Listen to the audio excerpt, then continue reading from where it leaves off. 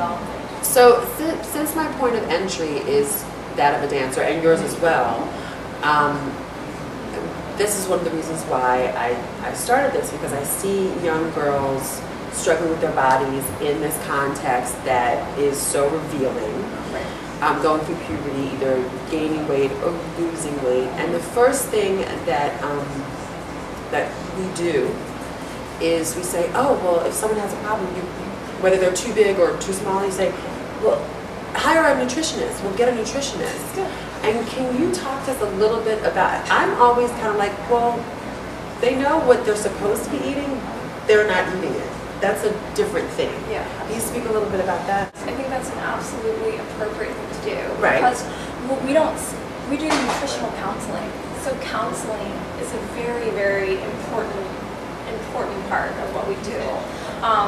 First, when I see clients, I use at least one or maybe 2 sessions to get the background. Right. Because you have to be realistic and understand there's so much other elements that either make someone eat or make someone not eat.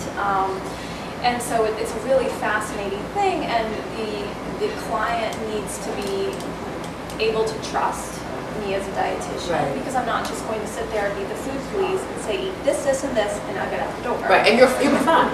Right, absolutely, and I think that's a misconception about people in my profession, is that we're the food police, that we only eat, salads, and we only just allow X, Y, and Z. Absolutely not. And if you meet someone who's like that, then maybe you want to go somewhere else.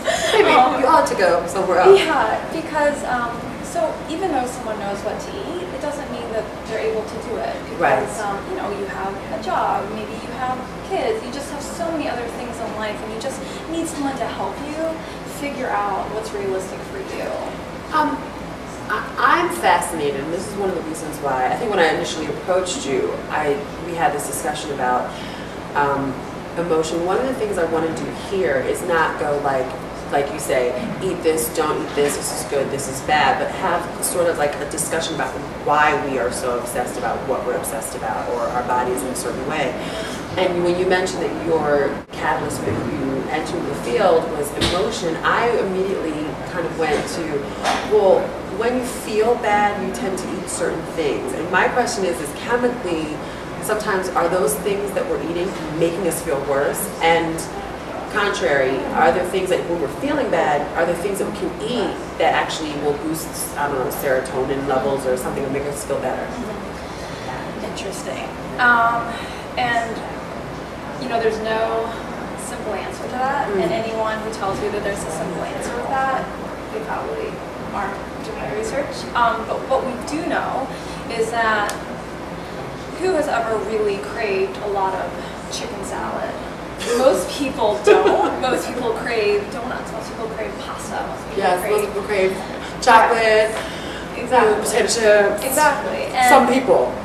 Just some people. Myself included.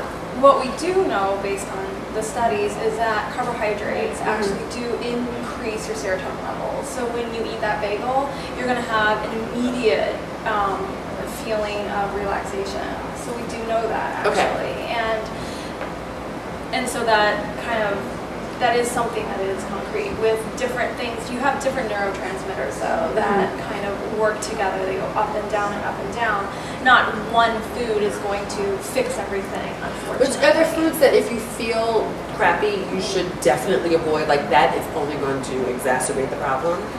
Do we know that? I mean, maybe we don't know that. Yeah, I mean, I think that you need to think about what you need to, I mean, it's so individualized, but you need to think about what foods make you feel good. And honestly, I think that those foods are normally going to be plant-based foods, your fruits and your vegetables, your lean proteins.